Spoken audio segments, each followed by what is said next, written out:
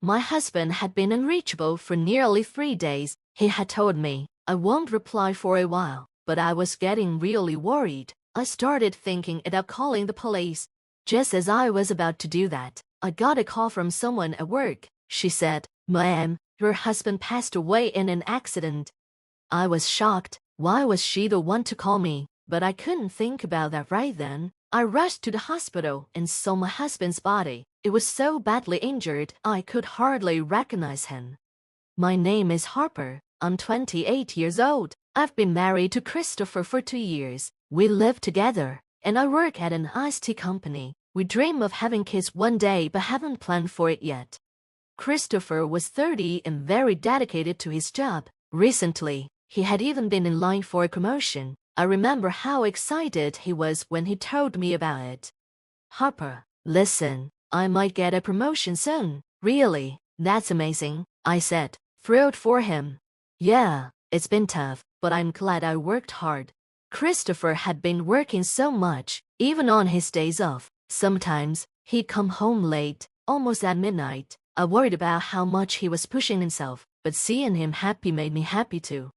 However, things started to feel different after that. His overtime hours increased, and he worked almost every weekend. Lately, he even went to work on Saturdays, but what bothered me more was his attitude. He seemed distant and cold. We used to spend our days off together, but that stopped. I couldn't understand why he wasn't exhausted with all the extra work. Something felt wrong. One night, I decided to ask him about it. When he got home late, I brought it up. "Christopher, can I talk to you for a minute?" I asked. "What? I'm tired and want to sleep," he replied, irritated. "You've been on your phone a lot before bed, even though you're working late. Aren't you tired? Don't you need rest? What are you trying to say now?" he snapped. "How I spend my free time is my business," Christopher said sharply. "That might be true, but are you really that busy with work?" I asked. For a moment, his face changed. Looking tense, I noticed it and pressed him further. "I understand you have a lot to do now that you're promoted, but isn't this too much? You're working weekends all the time. Isn't it bad for the company to overwork its employees?" He sighed. "I have no choice. I'm not working overtime on weekends because I want to. But isn't it still too much? It's worrying," I said softly. "You don't understand my job, Harper. Stop getting involved when I'm already tired from work," he snapped before leaving the room. After that, my uneasy feelings only grew stronger. One day, something unexpected happened. I was driving home when another car hit me from behind. I was taken to the hospital in an ambulance. My body was covered in bruises, but thankfully, the doctors said there were no serious injuries. Still, I had to stay in the hospital for a few days for observation. I needed a change of clothes, so I tried calling Christopher, but no matter how many times I called or messaged, he didn't reply. "You should be done with work by now," I thought. I kept calling every few minutes, and after an hour, he finally answered. "Why are you calling so much? Can't you tell I'm working overtime? If I don't answer, it means I'm busy," he said, clearly annoyed. "I'm sorry, but this is important," I replied quickly. "What is it?" Then, I took a deep breath. "I got into an accident on my way home. I'm in the hospital now. My whole body hurts, but they said there's nothing life-threatening." There was silence for a moment. Then he said coldly, "An accident? What a hassle you're causing." I frowned, shocked by his response. "Ah," was all I could say. He continued without hesitation. "Stop getting into accidents when I'm busy, and don't expect me to pay for the car repairs." "What?" I exclaimed, unable to believe what I was hearing. "I need you to bring me a change of clothes," I added, trying to stay calm. "Why should I do that? I'm tired from work, and going to the hospital for someone who was careless is like a punishment," he replied. "Careless? It wasn't my fault. The other driver hit me," I said, frustrated. "Stop nagging. I'm not coming, and I won't reply for a while. Figure it out yourself," he said, hanging up. The busy sounds of the hospital surrounded me, but I felt completely alone. Tears filled my eyes. Why is he talking like this? Doesn't he care about me anymore? Christopher used to put me first, no matter what. Now, I couldn't even count on him to help after an accident. My parents lived far away, so I couldn't ask them.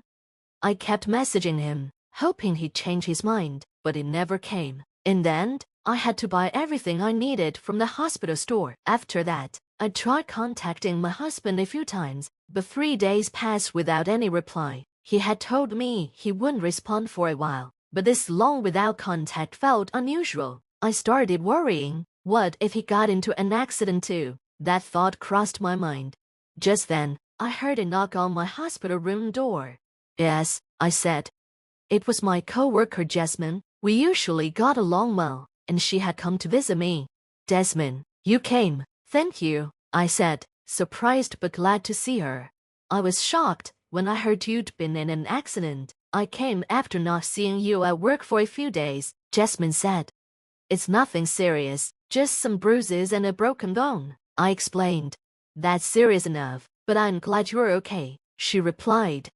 We spent some time chatting and laughing about small things. When visiting hours were almost over, Jasmine started to leave but then stopped. She looked hesitant, as if something was bothering her. What's wrong, Jasmine? I asked carefully. She hesitated, then said, I'm sorry, Harper. I don't think I should tell you this right now, but I saw something. So what? What did you see? She paused before answering. I saw your husband walking with Daisy. When did this happen? I asked, my heart sinking.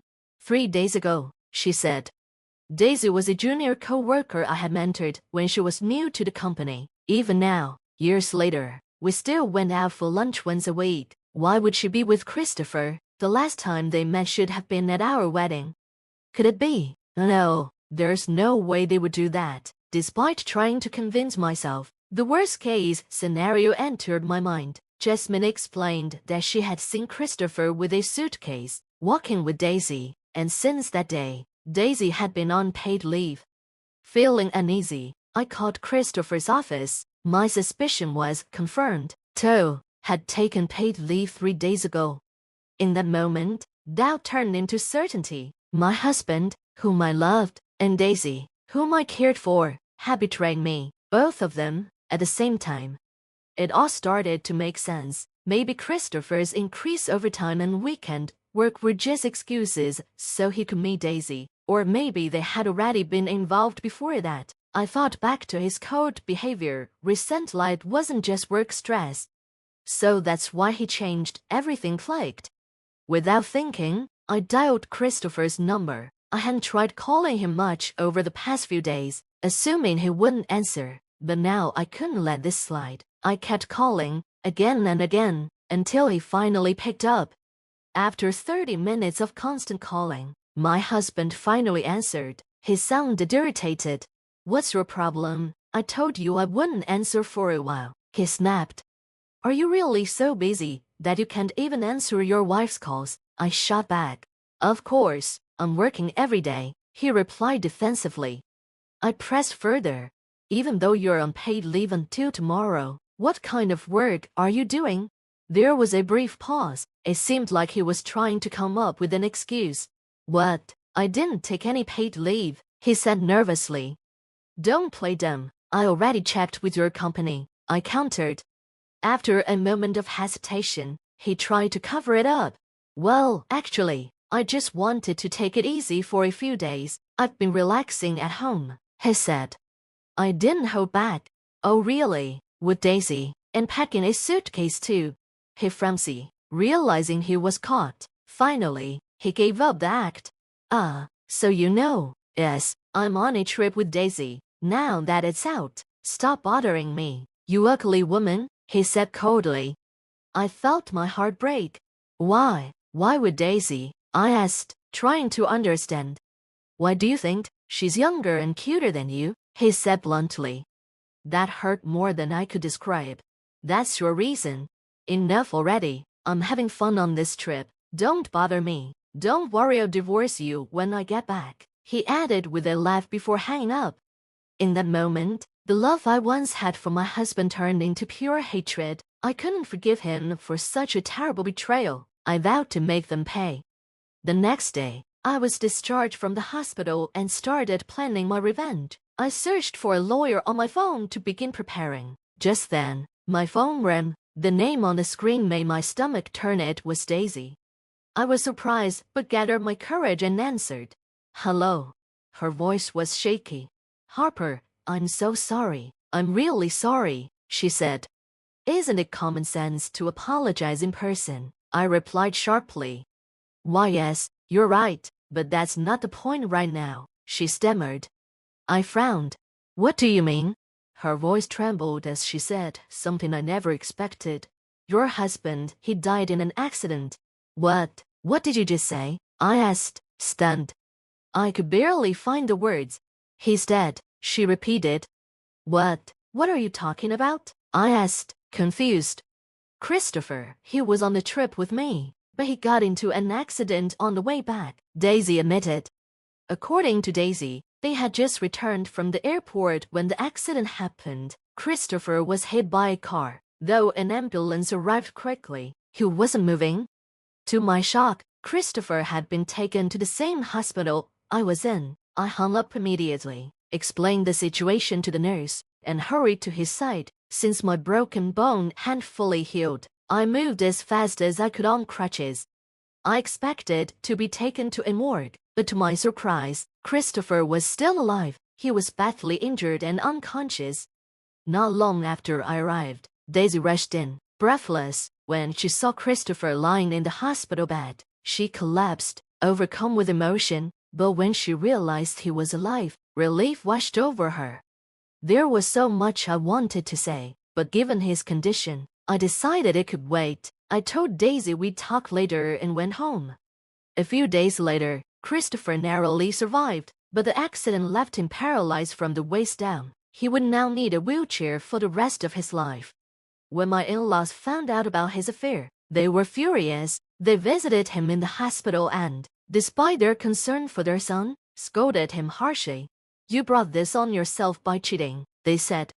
After they left, I called Daisy and arranged a meeting with both her and Christopher. When I arrived at Christopher's hospital room, the two were in the middle of a loud argument. If you hadn't pushed me that day, none of this would have happened. This is all your fault, Christopher shouted. What? You're the one who wanted to take the route. Don't blame me, Daisy shot back. Excuse me, this whole thing happened because you wanted to go on this trip in the first place. I paid for everything. You should at least pay me back and cover my medical bills, Christopher yelled. Are you serious? You think I'm going to take responsibility for you? This was just a fling. I'm done with you. I'll never see you again, Daisy retorted. They were so caught up in their argument that they didn't notice me standing at the door. I couldn't listen to their nonsense any longer. I threw the door open, took a deep breath, and shouted, Enough. This all happened because of your affair in the first place. Stop blaming each other. Both of them frowned. Finally noticing me, their faces went pale.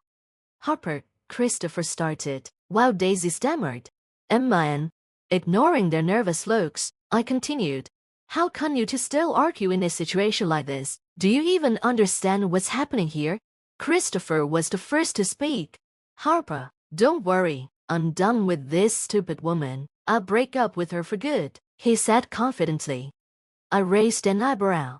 Oh, and so, I realized something. It's always been you, Harper. I want to stay with you, Christopher added, as if it was the most logical thing in the world. I couldn't hold back my laughter. What? Are you serious? Didn't you say, when I get back, we'll get divorced, and now, after fighting with your affair partner, you suddenly want to stay married? Are you an idiot? Christopher's face fell. There's no way I'd spend my life with someone like you. You're trash. I'm done, I said firmly, leaving no room for doubt. Harper, why? Didn't you love me? Christopher asked, trying to win me over. I glared at him and shouted, Don't mess with me. Who was the one who betrayed that love first? It was you. After all your talk about divorcing me, now you want to come back when it suits you. I'm not as cheap as you think. If you get it, don't ever show your face to me again. regret this for the rest of your life, you jerk." Christopher was stunned into silence by my outburst, and Daisy stood pale and trembling in the corner. After I was discharged from the hospital, I decided to stay at my parents' house for a while. Soon after, I finalized my divorce from Christopher with the help of a lawyer. I demanded alimony from both him and Daisy, and they paid in full. Christopher's life quickly fell apart. He was fired from his job after his employer discovered he had been misusing company funds to finance his affair. Between that and his paralysis, finding another job would be nearly impossible. On top of everything, the company filed a claim for damages against him. As for Daisy, word of her affair spread through the workplace. She became the target of cold stares and judgment from her colleagues. Unable to handle the negative atmosphere, she started skipping work and eventually resigned. Those two will likely never live decent lives again, but I don't feel any sympathy for them. They brought this disaster upon themselves. As for me, I moved into an apartment closer to my workplace and began a new chapter of my life. Some co-workers showed concern or curiosity about what had happened, but I tried not to let it bother me. Honestly, my feelings were mixed relief, anger, sadness, but I knew I'd find my footing. The rumors would fade soon enough, and I was determined to enjoy my life without being swayed by others. Now, I'm focusing on building a future just for myself.